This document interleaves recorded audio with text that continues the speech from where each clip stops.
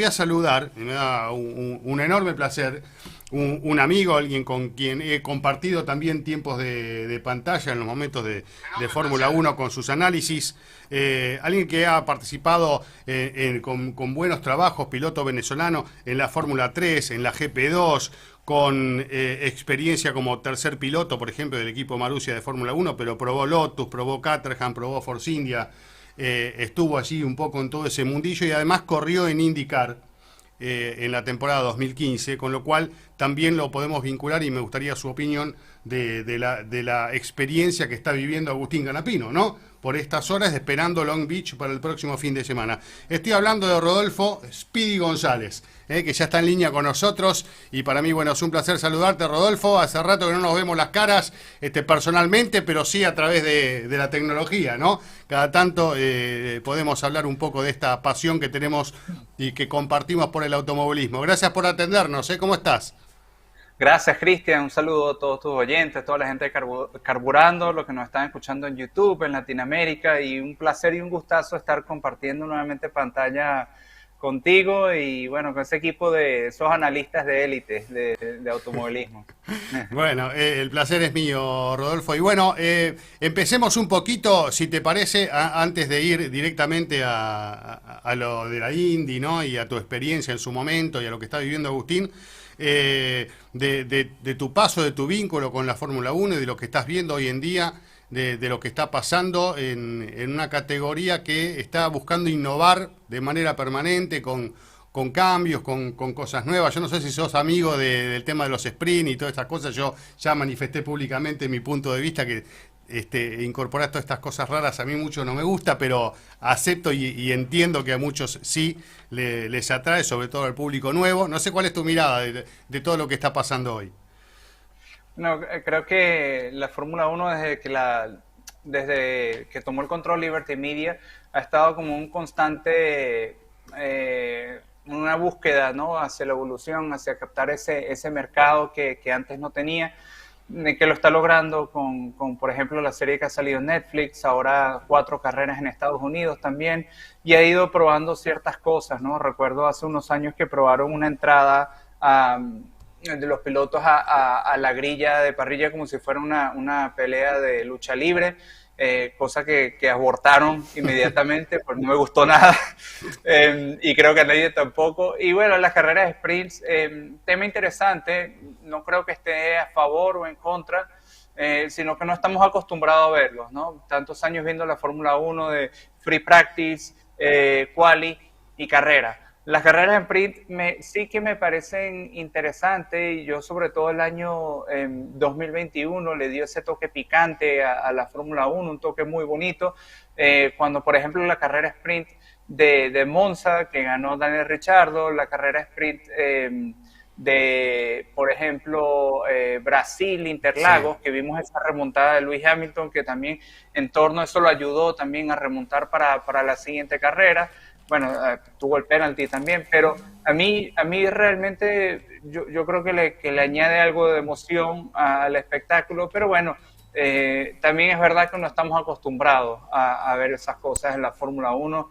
Y bueno, cada día estos coches se vuelven más híbridos, ya más dependientes de un motor eléctrico que un motor de combustión y bueno, sí, esa parte tengo que decir yo que es la que menos me gusta de todo, ¿no? Porque me considero que soy un purista del automovilismo. Me gusta que un carro, un coche que tenga un motor grande, que haga ruido, que asuste a la gente cuando lo encienden. Eso yo creo que es lo bonito de las carreras. Sí, sí, bueno, eso compartimos totalmente, ¿no? La visión. Pero bueno, vos tuviste experiencia en las cercanías, incluso manejando autos de Fórmula 1, justo en el proceso de transformación, ¿no? De cuando empezó Sí. toda la era híbrida y las sensaciones que de repente uno tiene. Y si bien la Fórmula 1 está bárbara, la verdad que uno la disfruta muchísimo y porque hoy en día es como que se ha parado en otro lugar también, producto de un montón de decisiones que se han tomado, más allá de que cosas me gusten y cosas no, pero lo que quiero decir, una de las cosas que he escuchado hablar de parte de los pilotos de este auto con motores híbridos, que es un auto mucho más pesado y que una de las claves de un Fórmula 1 es el ingreso a las curvas, ¿no? Y que me gustaría de tu experiencia con un auto más pesado y cuando cambió toda esta reglamentación, ¿cómo le costó al piloto adaptarse, ¿no? A este nuevo tipo de manejo? Algo que incluso hoy sigue complicando a algunos pilotos. Yo, más pesado porque sobre todo el sistema de baterías, todo eso pesa muchísimo, ¿no? Ocupa mucho peso en el auto. Y yo manejé también el Super Aguri que tenía Marussia en el año 2012-2013, que ese tenía un motor V10, si no me equivoco. Y sí había una diferencia en peso también, ¿no? Y cuando fui de Fórmula 1 a indicar, lo noté muchísimo. Y un coche más pesado suele ser bastante estable, bastante parecido en las curvas rápidas, pero en las curvas lentas tienes que hilar mucho más fino. No puedes frenar tan tarde como frenabas antes o tan pesado. El coche es mucho más tosco en las curvas lentas, en las curvas de velocidad media, y la tendencia normalmente es ir a sobremanejar el auto, porque ya estás tus años acostumbrado a un coche que puedes llegar a frenar mucho más tarde de lo normal. Yo me recuerdo en Montmeló, por ejemplo, viendo las prácticas del 2017, la curva 1, me fui a la tribuna, frenaban a los 50 metros casi. En la carrera del año pasado me fui a las tribunas también a ver dónde estaban frenando y la frenada había retrocedido casi a los 70 metros, porque tienes que hilar mucho más fino con este coche, lo hace mucho más flojo de adherencia, un coche que no obedece, es más, no es tanto como un caballo de competición, sino como si estuvieran montados encima de un toro, ¿sabes? Entonces es mucho más difícil, sobre todo para los pilotos veteranos que llevan tanto tiempo acostumbrados a como eran los coches hace 4 o 5 años. Los pilotos nuevos tienden y más jóvenes tienden a adaptarse más rápido a estos coches. Rodolfo, un gusto saludarte y escucharte, sobre todo, con toda tu experiencia en el mundo del automovilismo internacional. Nosotros acá en la Argentina estamos muy ilusionados con la chance de Franco Colapinto hoy en Fórmula 3. Pregunto si hoy la Fórmula 1 sigue dando oportunidades para los jóvenes talentos y cuál es la parte que le toca a los pilotos sudamericanos hoy dentro de la Fórmula 1. Si hay cabida y si hay espacio para ellos. Yo creo que, bueno, Franco Lapinto llevo yo siguiendo su carrera desde hace un par de años cuando entró en Fórmula 3 y lo dije en su momento, creo que cuando estaba en la retransmisión de Fórmula 1 con Fossaroli, le dije, tiene que haber una academia de jóvenes pilotos que lo agarre, ¿no? Porque de verdad que me parecía un piloto de un talento y una habilidad enorme y también de un carácter muy calmado, un piloto que lo que más me sorprende de él es el control que tiene sobre sus emociones, ¿no? Para ser latino. Y tuvo la suerte, bueno, la suerte no, se lo ganó, de que haya ingresado en la Academia de Jóvenes Pilotos del equipo Williams, algo que me contenta muchísimo, que hayan reconocido su talento, su habilidad, y solo el tiempo dirá. Yo creo que un piloto que gana carreras y que está en el lugar adecuado, en el momento adecuado, siempre tendrá la oportunidad de entrar en Fórmula 1. Tiene una gran oportunidad, ya tiene un pie prácticamente metido dentro de la puerta que es la Fórmula 1 y simplemente le resta concretar el trabajo que es llevarse ese campeonato tan soñado que tiene Colapinto y que tiene Argentina, ¿no? Desde hace tiempo que no vemos un piloto argentino en la Fórmula 1 y yo creo que ya viene siendo hora de que lo veamos y creo que con Colapinto se puede lograr. Yo espero que siga progresando y haciendo las cosas como lo ha venido haciendo. Estuve el año pasado en Monza, lo vi ganar allí, la carrera sprint, la carrera del domingo, perdón, hizo un trabajo espectacular y espero que siga así. Yo creo que tiene toda la madera para entrar, pero no solo depende de él, no solo depende también de estar en una academia de jóvenes pilotos, sino depende del timing. El timing va a ser muy importante. Fíjense ahorita, por ejemplo, Drugovich, el que quedó campeón el año pasado de Fórmula 2. de la Fórmula 2. Claro, a mí me parece que es un pilotazo, pero lamentablemente como los contratos se estructuraron y como estuvo el mercado de pilotos este año, no pudo sellar un asiento, concretar un asiento en la Fórmula 1 y eso es muy grave para un piloto como él y este año va a ser clave. Si se opta por ir a otras categorías, a la Indy o a los Sport Prototipos, o si en verdad para el año 2024 consigue concretar un asiento en la Fórmula 1. Eso va a depender mucho del mercado piloto. Si el timing es un factor muy clave y que pesa muchísimo a la hora de tener esa oportunidad de entrar en la máxima categoría. ¿Y cuál es el porcentaje de suerte también que uno tiene que tener para lograr ese lugar, ¿no? Porque uno tiene que hacer las cosas bien, si las haces bien, si te rodeas de la gente adecuada, si tenés, digamos, la posibilidad de estar donde tenés que estar, pero ¿cuál es la cuota de suerte? Porque son solo 20 tipos los que están sentados arriba de esos autos, ¿no?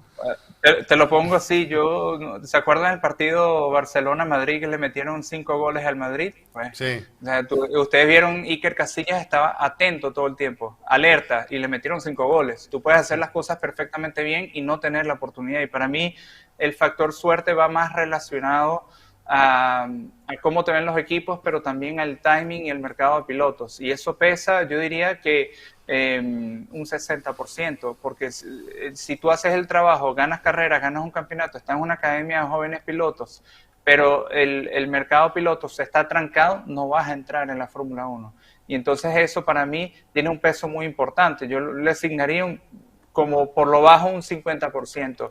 Es muy importante que cuando él llegue a la Fórmula 2 y si tiene un buen resultado en la Fórmula 2, gana el campeonato o termina segundo, que el mercado de pilotos, si llega a estar abierto, ahí va a tener una ventana para concretar un asiento en la Fórmula 1. Si está trancado, tendrá que pasar un año como piloto reserva o algo, y ahí es donde se complican las cosas verdaderamente.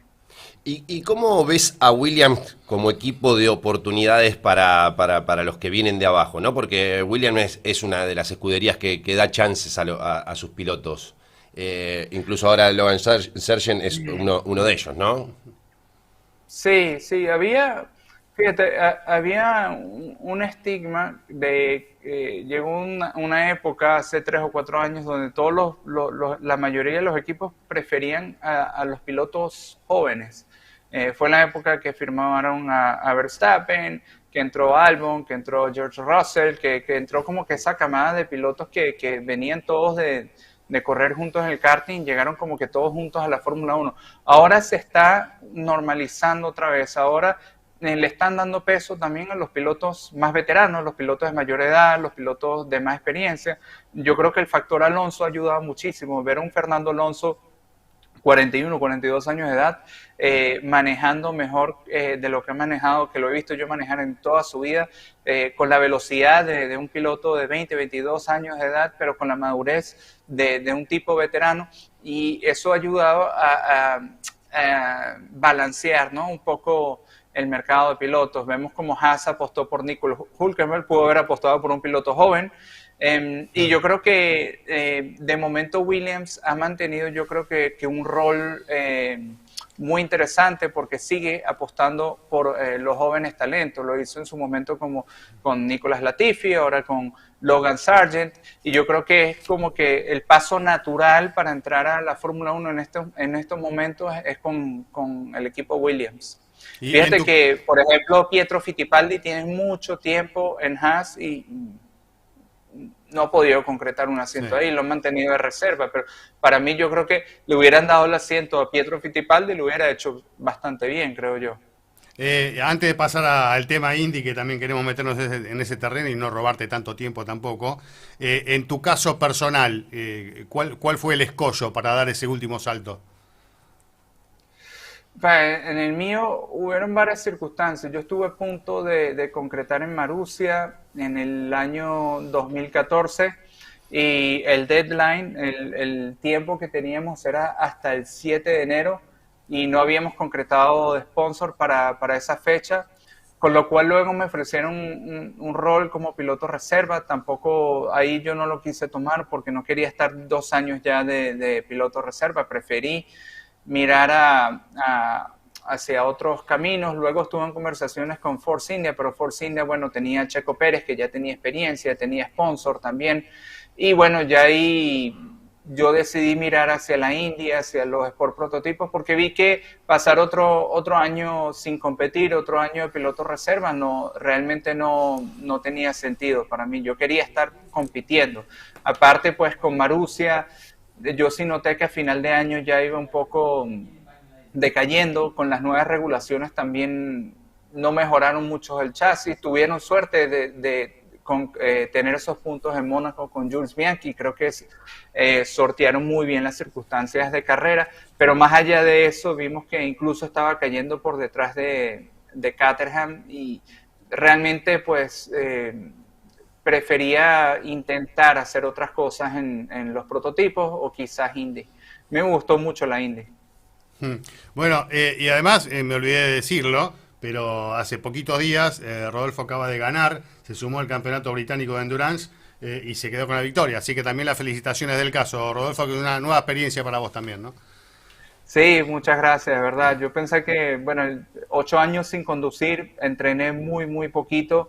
Hice apenas unas 15 vueltas en el mes de noviembre del año pasado, y realmente no pensé que iba a hacer esta carrera, pero a última hora, pues uno de los pilotos no, decidió no competir y me llamaron a mí el día miércoles. Organicé todo muy rápido para irme a Inglaterra. Las prácticas no me sentí para nada cómodo porque tuve Mm. mucho tráfico, muchas banderas rojas, y yo dije, madre mía, la que me voy a encontrar yo mañana en quali va a ser un desastre. Pero bueno, me lancé a quali. Por suerte había hecho bastantes vueltas en el simulador, y me lancé a la quali 5 vueltas seguidas, que fueron las 5 vueltas, yo creo que de mayor provecho que he podido hacer en ese coche. No me funcionaban los tiempos, tampoco no podía ver qué tiempos estaba haciendo. Y cuando me bajé del coche me habían dicho que clasifiqué de segundo, entonces yo me quedé así, ¿no? Un poco sorprendido. Y ya bueno, la carrera fue en lluvia, como típico Silverstone, siempre llueve. Mm. Em, y decidí pues tener una arrancada bastante calmadita.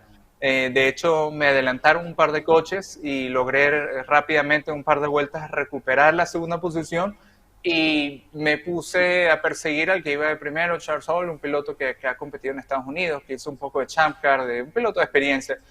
Y sabía que tenía más ritmo que él, pero cada vez que me acercaba no podía ver nada. O sea, era Mm. increíble que no podías ver ni la lucecita ni el punto de frenada. O sea, era agua pura. Entonces tenías que salirte de la línea de carrera y mirar un poco y caer un poco hacia atrás para verlo. Yo dije, bueno, yo lo voy a mantener la presión a ver si se equivoca. Pues y nada, ya faltaban 3 vueltas para terminar la carrera, y dije, bueno, este no se va a equivocar.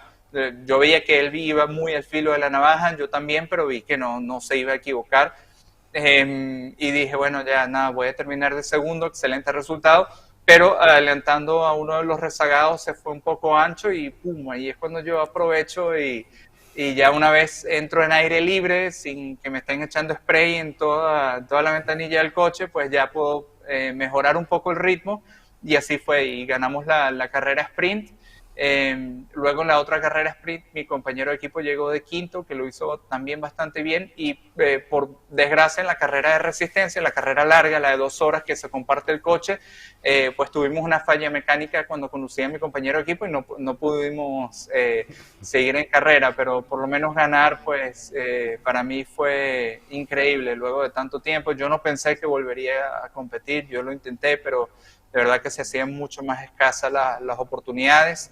Nadie me da la oportunidad, tampoco tengo sponsor para poder llegar Mm. con una billetera al equipo y decirle, mira, tengo esto, ¿me dejas competir? No.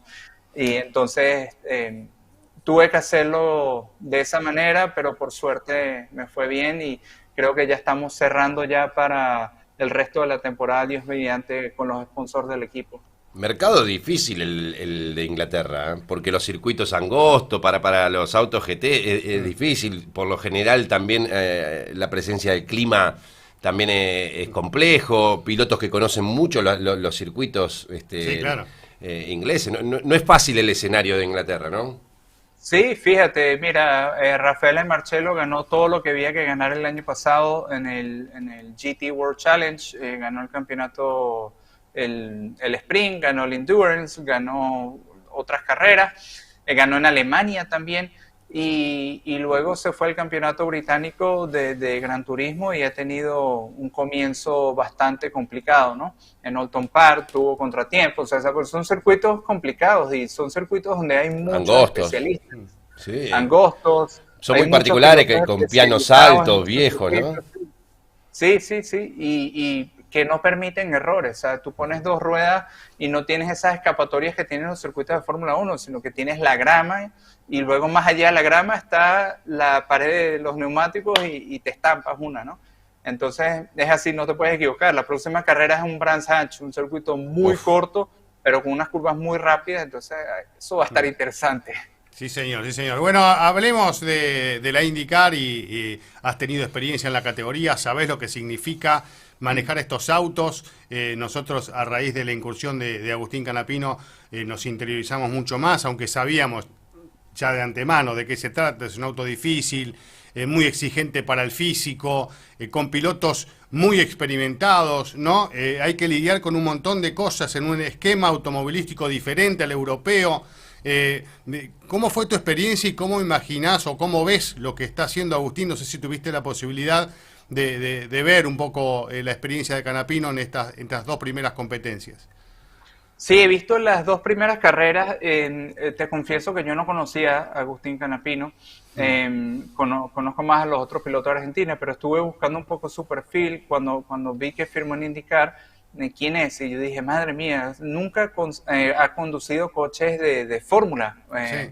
monoposto. Su carrera realmente se basó en Argentina, corriendo las categorías que ustedes tienen allá, los TC, el Top Race, que ganó 4 campeonatos, entiendo. Yo dije, wow, o sea, va a tener un reto muy, muy complicado por delante en la Indy, porque aparte de la Indy, los pilotos son muy rápidos, tienen mucha experiencia, pero tienen mucha, mucha malicia también. Y domar un IndyCar es complicado, porque es un carro pesado, es un carro de mucha aerodinámica, pero a la vez muy pesado, que se va mucho de atrás, que es muy físico, el volante no tiene dirección hidráulica, sino es dirección mecánica, con lo cual, y todo el downforce que aparte tiene, son cosas que Agustín nunca había tenido en un coche de competencia, con lo cual yo pienso que está haciendo un trabajo impecable. Yo creo que ha superado las expectativas. 12 en la carrera de Texas, sortió un accidente de 300 y pico kilómetros por hora. En la carrera de San Petersburg también, la arrancada sortió por los pelos un accidente ahí bastante fuerte que hubo. Ha hecho las cosas de manera inteligente. Si se fijan, por ejemplo, en la carrera de San Petersburgo, la estuve mirando, iba muy cerca de su compañero de equipo, de Callum Ilott, que viene de la Fórmula 2, que ha probado Fórmula 1, que es un piloto de mucha experiencia en este tipo de coches. Y Agustín, pues para mí yo creo que está haciendo lo perfecto, ¿no? Que es de ir de menos a más, con mucha cabeza, con mucha inteligencia, y se ve que no ha tocado techo, que no está perdido en la categoría, sino que se ve bien ubicado, bien sólido. Y para mí solamente le falta acumular experiencia con este tipo de carreras, pero sentirse más a gusto con el auto, y eso va a venir a medida que conduzcas más. Pero yo creo que el trabajo que está haciendo es impecable, impecable. Yo creo que incluso mejor que el piloto este de Penske. ¿Cómo es que se llama? ¿El australiano o el neozelandés? Scott ¿no? McLaughlin. Scott McLaughlin, que venía de los Es una historia similar a la de él. Es una historia similar, pero él sí había conducido coches de fórmula, sobre todo en los inicios de su carrera, en sus inicios de su carrera deportiva. Agustín jamás había conducido un coche de fórmula, o por lo menos no en el currículum que yo vi. No manejó, no. No, tuvo una experiencia en Fórmula 3 sudamericana, Sí, pero muy aislada. No. Y aparte probaba en Fórmula 3 antes de ir a esta experiencia de Indy acá, como para ponerse un poco a tono también físicamente, pero no hubo experiencia en Fórmula ni en karting para él. O sea, sí, por eso lo que estoy diciendo. O sea, yo cuando lo vi que firmó en Indy, estuve un poco, lo hablamos en el programa este del circuito en el que estuve el año pasado, lo hablamos un poco, me interesé por ver quién era, qué había hecho. Y yo dije, sí, madre mía, con lo que se va a encontrar en la Indy, porque la Indy es una categoría para bestias. Y de verdad que, desde mi punto de vista, ha superado las expectativas. Y te lo digo yo que yo por lo menos cuando fui a hacer mi debut en la IndyCar, yo tenía ya 3 años que no podía concretar una temporada entera, sino que hice pedacitos de carreras aquí, otra allá, otra aquí. Y en ese momento cuando fui a hacer esa carrera tenía ya casi 7, 8 meses sin competir y unos 3, 4 meses sin subirme al auto. Y yo me acuerdo subiéndome en las primeras libres, las pulsaciones se me fueron a 210. Yo pensaba que me iba a dar un infarto en ese coche. O sea, no podía dar ni 4 vueltas seguidas sin que se me fuera la respiración. Y entonces yo entraba a los boxes y el equipo, ajá, ¿qué cita el carro? Y yo, o sea, imagínate, y yo con toda la experiencia que venía de manejar GP2, Fórmula 1, todos esos coches, prototipos, tal, no quiero imaginarme para él. Yo pensaba, yo no sé cómo voy a terminar esta carrera, pero bueno, de alguna forma encontraré para terminar la carrera 90 vueltas aparte. Pero, o sea, desde ese punto de vista, porque sé lo duro que es llegar a una categoría así, sin entrenamiento y sin mucha experiencia en estos coches, lo duro que es para cualquier piloto. Entonces, yo creo que desde mi punto de vista está haciendo un trabajo impecable. Se ve que tiene mucha cabeza, que es muy inteligente, que sabe leer muy bien las carreras, y por eso lo que digo es que simplemente yo creo que hay que darle un poco más de tiempo, porque yo creo que de momento lo está haciendo muy bien. Recién dijiste que es una categoría para bestias y antes dijiste que los pilotos tienen malicia. Sí. ¿Dónde se lo va a encontrar? Me imagino que a medida que vaya evolucionando él va a tener que lidiar con esas cosas. Por ahora bien recibido, todos los pilotos le tiran buena onda, como decimos acá en la Argentina, pero en algún momento se va a topar con eso, ¿no? Sí, ¿qué es lo que pasa? En Europa, pues estrangulas un poco el piloto, lo tiras un poco afuera y salen todos a llorar por la radio para que te penalicen, ¿no? En Estados Unidos te dejan competir, o sea, te dicen prácticamente... Arréglense. Arréglense que esas son las carreras. Y entonces los pilotos lo llevan a eso y un poquito más. Yo recuerdo, por ejemplo, mi primera carrera, Simon Pagenaud, me tiró a la grama horrible porque no lo dejaba pasar. Montoya me intentó romper el alerón delantero. Entonces, claro, yo estaba en la radio preguntando que si todas esas cosas se podían hacer, ¿no? Porque si los iban a penalizar o voy yo y lo hago, porque uno tiene que entender como piloto qué puedes hacer y qué no puedes hacer. Y cuando me dijeron, no, aquí es el libre... albedrío. El libre albedrío, pues haz lo que tú quieras. Entonces, pues... yo me mandé a manejar tal como lo hacían ellos, ¿no? Entonces, son ciertas cosas como cuando vas a adelantar tienes que estar seguro que puedas adelantar, porque medio asomas la nariz y no vas decidido, te van a reventar el alerón delantero, ¿no? Si ven a la primera que vas a adelantar y te estrangulan un poquito, tú sacas el pie, ya estás jodido, porque ya de ahí te van a agarrar de sopita todo el año. O sea, esto es como el patio del colegio. Tú tienes que ser fuerte. Si deja que te monte, como decimos en mi país, la pata encima, estás jodido por el resto del año. No salís más de eso.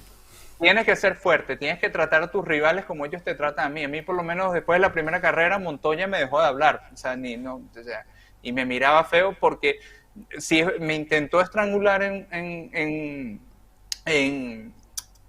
creo que fue en la recta de atrás, en Barber, y cuando logro adelantarlo, que se lanza a pasarme una curva donde no se adelanta, yo simplemente cerré la puerta y le reventé el alerón. Ese día no me habló más.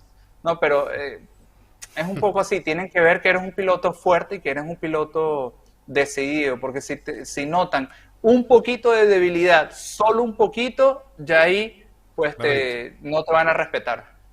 ¿Qué diferencia, acá se habla mucho, recién hacía referencia a Scott McLaughlin, cuando nosotros queremos comparar entre McLaughlin y Canapino, que en sus antecedentes son lo mismo? Argentina tiene un automovilismo muy fuerte, es cierto, el supercar australiano es una de las mejores categorías de autos con techo del mundo, pero Argentina tiene un automovilismo muy fuerte, con un altísimo nivel de pilotos, es decir, Canapino... Argentina está exportando a uno de sus mayores talentos, y eso no es menor porque Argentina tiene un alto nivel. Pero cuando vos querés hablar de si a McLaughlin le está yendo bien, ¿por qué a Canapino no? Y enseguida te ponen, te dicen, bueno, pero McLaughlin llegó a Penske. ¿Es Claro. muy grande la diferencia de los equipos grandes con los equipos chicos? Claro, a ver, los coches, lo bueno que tiene la Indy es que todos los coches son similar y que tú puedes con un coche y un equipo relativamente pequeño, mediano, en dadas circunstancias pelear adelante. Lo que los permite la diferencia de presupuesto entre los equipos grandes y los equipos más pequeños, digamos, la diferencia realmente está en cómo tú entiendes el coche. O sea, todo no es desarrollar el coche o hacerlo más rápido, es la cantidad de tiempo y horas y dinero que le inviertes para entender mejor ese coche. Entonces, si tú, por ejemplo, en un equipo como Dale Coyne o como Juncos van un poco al conocimiento que tengan los ingenieros y llegan a una carrera con X puesta a punto, un equipo como Chip Ganassi o como Penske puede llegar a una carrera con una puesta a punto de base mucho más optimizada. Y aparte tienen 4 coches. O sea, están probando 4 distintas puestas a puntos o 4 distintos, o pueden ser las mismas puestas a puntos, pero con detalles o elementos distintos en 4 coches distintos. Entonces, claro, toda esa información pues los ayuda siempre a estar un paso por delante de los equipos más pequeños. Y aparte, no olvidemos que McLaughlin hizo unos 10, 12 días de prácticas antes de su primera carrera. Canapino creo que hizo muy poco. Claro. O sea, son 2 circunstancias totalmente distintas. Por eso es que yo digo que hay que darle tiempo. Sí, y otra cosa, Rodolfo, que hablábamos la otra vez con Agustín, bueno, él recibe algunos consejos en este sentido, que es el tema de la confianza, ¿no? Porque los golpes en Indy son fuertes, y cuando uno está adaptándose un poco a una categoría tan diferente a lo que uno estaba haciendo, si viene un golpe es como que el tema de la confianza juega un rol importante, ¿no? Sí, sobre todo en los óvalos. Por eso, para mí es importante que cada carrera que termine gana un tantito más de confianza. Y yo creo que hoy en día un piloto como Agustín, que viene de correr coches con techo, que no tiene el downforce que tiene un IndyCar, que no tiene la potencia que tiene un IndyCar, que no frena tan tarde como un Indy, no pasa por una curva tan rápido como un Indy, una estampada en Indy va a doler mucho más que una en un TC, ¿no? Entonces, la confianza viene a medida que tú te vas sintiendo más cómodo con el carro. A medida que tú te vas sintiendo más cómodo, que vas acumulando resultados, que sientes que vas mejorando, vas a tener más confianza. Y luego la confianza viene también que después de que tú has avanzado todo eso, te pegues la primera estampada y ves, bueno, no es tan grave. Ya me la pegué, ya la saqué, ya puedo tiquear esa cajita y ya puedo seguir construyendo sobre lo que venía construyendo, porque es inevitable que te la vas a pegar en algún momento, sobre todo en Indy, corriendo en óvalos. Pero es cuestión de tener más tiempo el carro, tener más tiempo te vas automáticamente ganando más confianza, y cuando ves que estás mejorando los resultados en cada competencia, eso también ayuda muchísimo. La última de mi parte, Rodolfo. Conociendo el mercado norteamericano, conociendo la Indy, ¿cómo la ves saliendo de los Estados Unidos, más allá de Canadá, volviendo a salir de los Estados Unidos, porque claramente detrás de la llegada de Agustín Canapino está la intención de traer la IndyCar a la Argentina? ¿Cómo la ves volviendo a explorar nuevos mercados? Me encanta, eso a mí me encanta, porque la Indy no va necesariamente a competir con la Fórmula 1, pero la Indy tiene su público y es una categoría bastante interesante. Cometieron un error fundamental cuando se separaron por ahí en el año, creo que fue 2006, 2007. Ya corrían internacionalmente, ya corrían en México, corrían en Australia. Estaba muy interesante desde ese punto de vista. Y siempre fue algo que yo dije, ¿por qué corre nada más en Estados Unidos si en Latinoamérica hay un mercado muy amplio que le gusta muchísimo la IndyCar?